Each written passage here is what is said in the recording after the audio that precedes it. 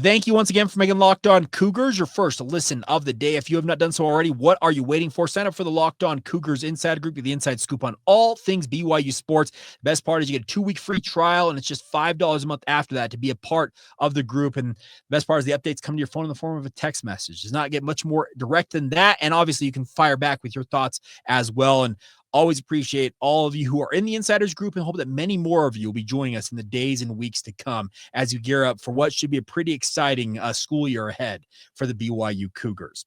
All right, so last week at the Big 12 spring meetings, my good friend, my compatriot over at KSL Sports, Mitch Harper, was in Orlando for the Big 12 spring business meetings, and he caught up with Kevin Young, BYU basketball coach, and the question was asked because it was just before we found out officially that Kennard Davis Jr. had signed with BYU. So that was the 14th of the 15 roster slots that BYU is projecting to be allotted if and when this House settlement ever gets settled, which, by the way, the House settlement, like the whole thing's supposed to go into effect on July 1 if it's settled. We're at June 2nd, so we're like 28 days away from that going into effect, and we still have no settlement. Good times. Way to go, college football. Way to leave it till the last second. But nonetheless, and I know that's the judge. Obviously, she has to issue her ruling.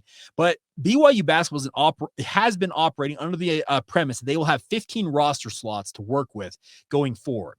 And Kevin Young told Mitch Harper that they have been obviously looking at all options as to what to do with that final roster slot. And he said something that I thought was very curious. He said, we've essentially looked through the transfer portal and we feel like we've gotten everything we need to get out of that. But we are looking at potentially bringing guys back from maybe last year's squad, but we've also identified prospects in the European or worldwide market that we're tracking. Let me take you back. It was August last year, and I was sitting at my desk at the KSL Sports Zone when reports started emerging that a guy named by the name of Mihailo Boskovic had enrolled at BYU and had signed with the Cougars.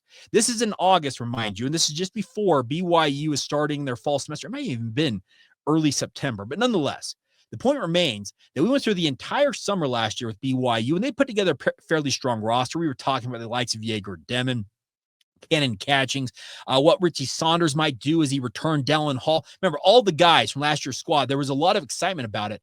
But then this name pops up, Mihailo Boskovic, and he signs with BYU. He'd been playing overseas. At one point, had entered the NBA draft, was a sweet shooting big man, a stretch four, and you thought was, okay, maybe this guy could round out this roster, and what could he offer? Well, the season kind of progressed, and Mihailo found himself really buried on BYU's bench, and really didn't carve out a role for himself until, remember, that West Virginia game that BYU put together that what began a 9-game win streak. Well, BYU inserted him into the lineup in that game because they really had nothing else going for them, and it really kind of lit a fire.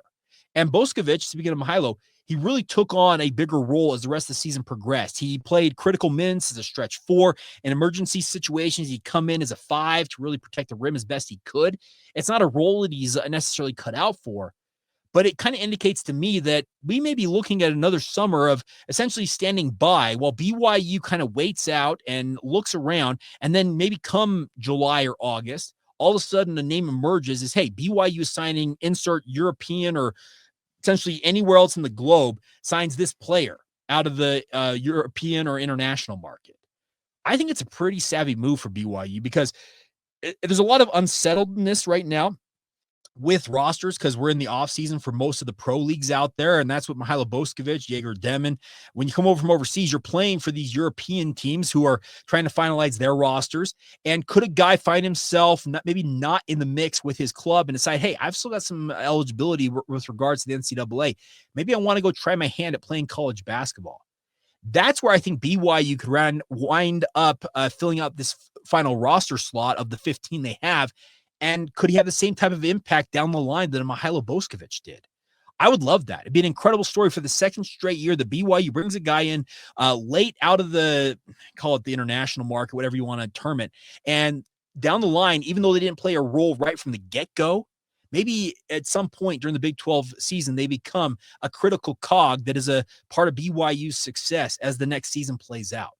That's what I'm hoping this story can be. Now, I have been a broken record on this. I still feel like BYU's front court depth is a concern. I've heard some promising things about Hadim Mboop with his ability to maybe play the 5 spot or at least the 4 spot and help protect the rim because looking at the film from BYU's practices, he's filled out his frame and he looks absolutely jacked. And if he's 6'9", 230 pounds, yeah, he could be a rim protector.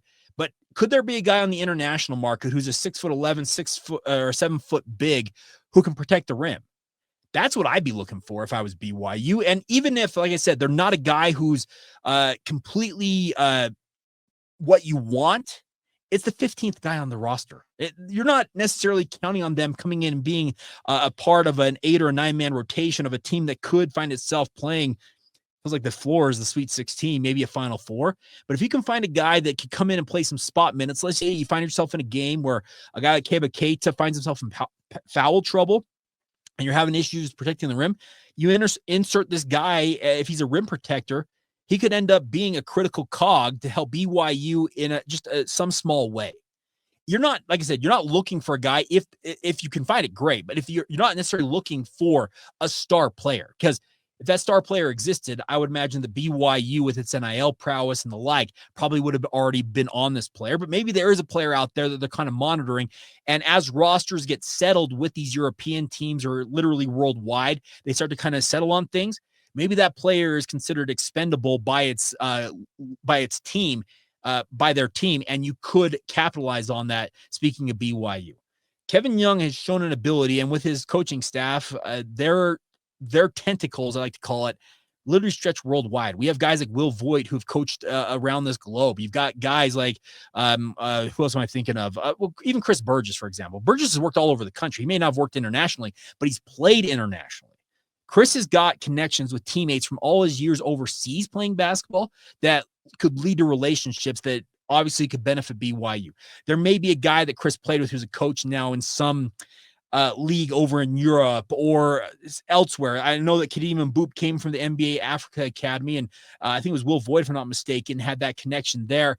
And you can use those to talk to coaches and say, hey, who do you got out there? And then they say, hey, this kid's been overlooked by everybody. Look at this kid. And once again, if it pans out the way that Mihailo Boskovic did, that's a low risk and will ultimately turn into a pretty high reward addition for the BYU basketball program, because Mihailo was coming in as a guy that was a junior. He's got 1 year left now at BYU, and he'll take on a bigger role this year. But when he arrived at BYU, he was pretty lightly thought of what he ultimately was going to inject to this BYU lineup. But then as the season played out for BYU, he took on a bigger role as he learned what he could do with this BYU roster, what Kevin Young learned he could do for the BYU basketball program.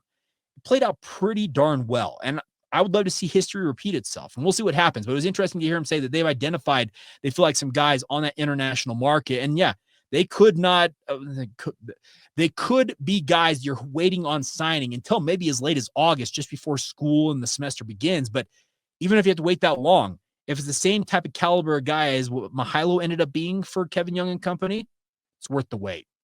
All right, that'll wrap it up for today's edition of the podcast. As always, you guys are the best. Cannot thank you guys enough for your support. I keep finding out just different connections I have with this podcast.